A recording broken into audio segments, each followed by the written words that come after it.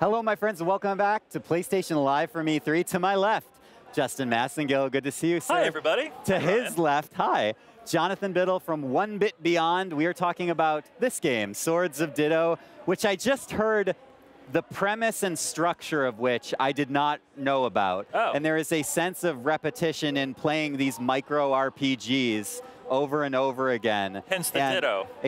Exactly. And Jonathan, tell me a little bit about, first of all, the origin of that sort of structure, that kind of cyclical nature of your game.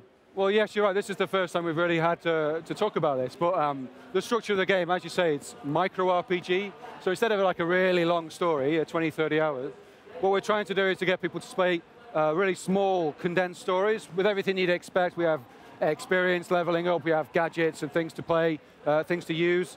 But we've condensed it down to 2-hour chunks. And instead, what happens is you have a 2-hour story, and each of the stories that come after, they all relate to each other. So when you finish the first story, that becomes the legend of the second story. Oh, nice. So the people in this story, they talk about the deeds that you did in the first one. They talk about this great hero who turned up with his vinyl frisbee. We have these silly gadgets. and vanquished evil and saved the land. And they erect a statue to you in the town.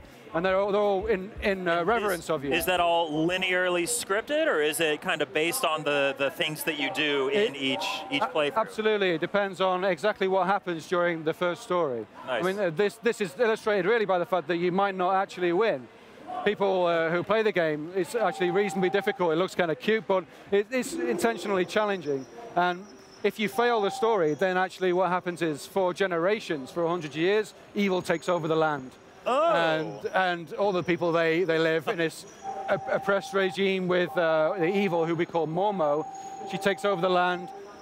Things look way more decrepit. People get a bit more depressed. Wow. And the evil is easier to find around it. So if you come in the second story and you fail the previous, then you know there's a bit of guilt there. You're not feeling so good about that, and you see all the repercussions of your actions. Yeah. And it's up to you again to try and save these people in the island of Ditto.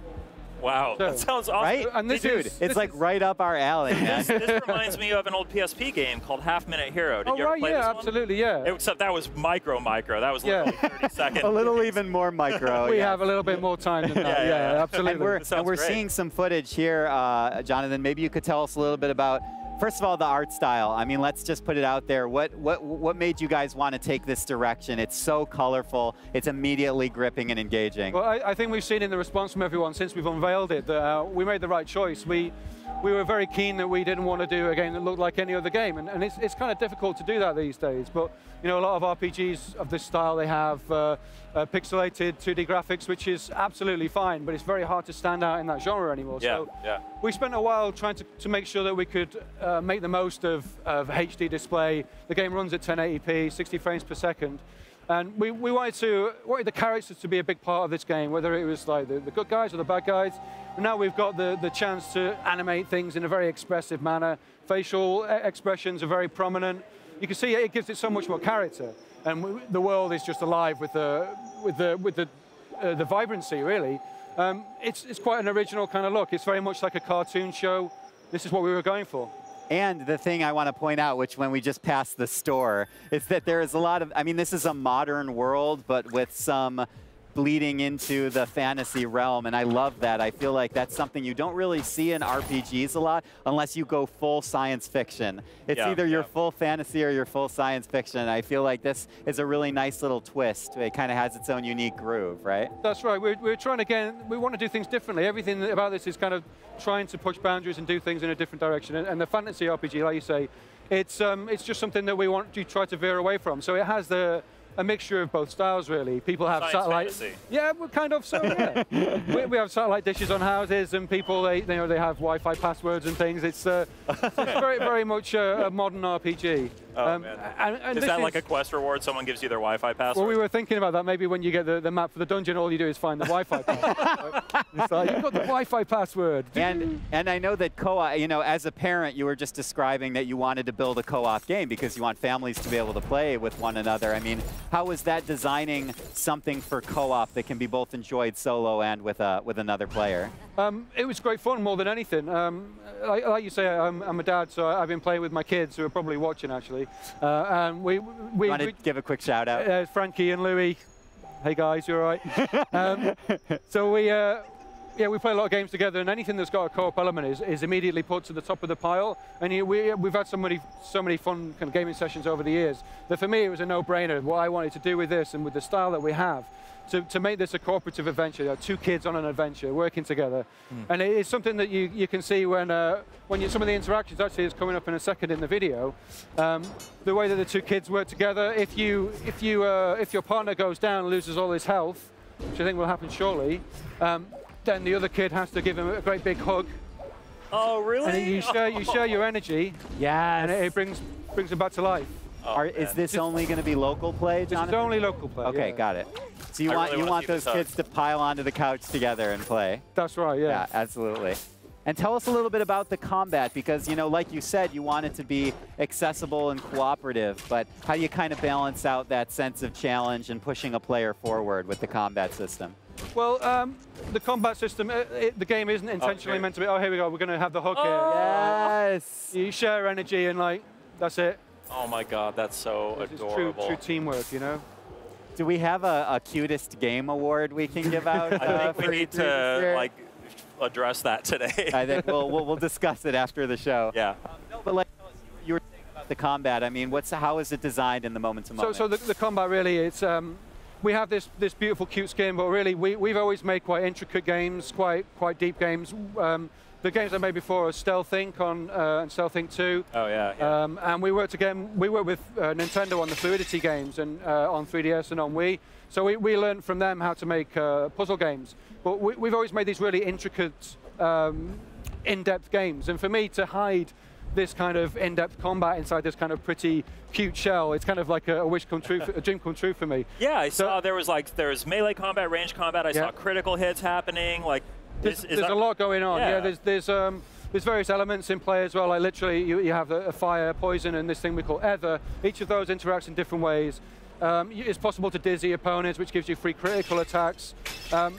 There's certain like frame windows in which you can do more critical damage. And this feels like a real actual combination of the action type game and the RPG type game. You're taking kind of the best of both worlds and mashing them together, it feels like. Yeah, I feel that some RPGs, they don't do really deep combat, and that's a stylistic choice, I think, for those people. They have more about the numbers and the leveling up. But ours is, we're very much more about moment to moment, the controls, everything runs really fluidly, really quickly. You have a role in which you're invulnerable while you're moving around.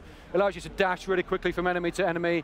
You can interrupt that with an attack really quickly, straight into a combo. Wow. And you have all these gadgets as well that you can instantly bring, and they're kind of like heavy weapons in some way. They give you like an edge in a fight.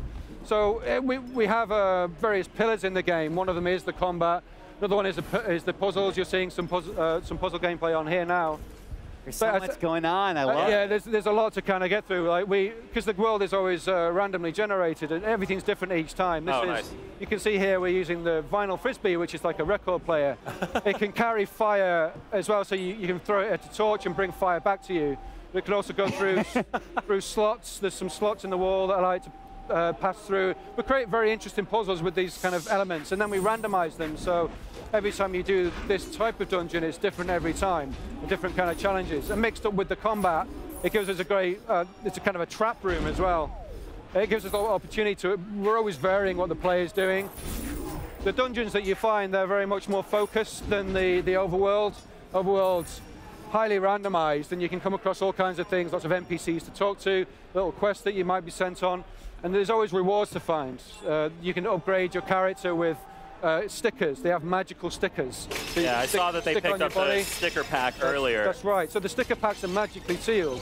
You can't actually get inside them. You have to take them to the sticker collector, and he goes, I think this is this, and he pulls it out, and it's like it's a he knows the holographic is a really rare one, and that'll give you better stats. Yeah. So we have limited edition stickers, we have rare stickers, and each of them give you better stats and so on. Oh man, reminds me of like opening booster packs when I was a youngin'. This is it. Yeah, we're trying to riff on that really, and there's an NPC in the game where you can go and you can swap. So you can give him the ones you got double of, and he'll give you ones that you don't have. Nice. It's all very much riffing on this kids on an adventure thing. Awesome. This sounds so fun. I know. I think there's only one thing left to say, Justin. And it's that you have to shave your head and grow a beard so that we can really just be rocking this out all together. All right. Anyone have a razor? Let's do this live on the air. Live from PlayStation, live from either. Jonathan, the game looks amazing. Do you have any final thoughts or things that people should be looking forward to when you guys come out next year?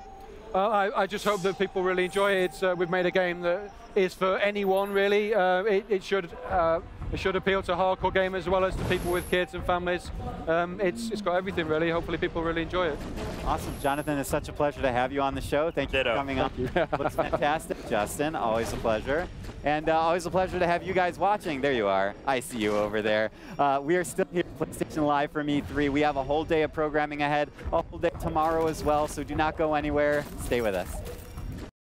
PlayStation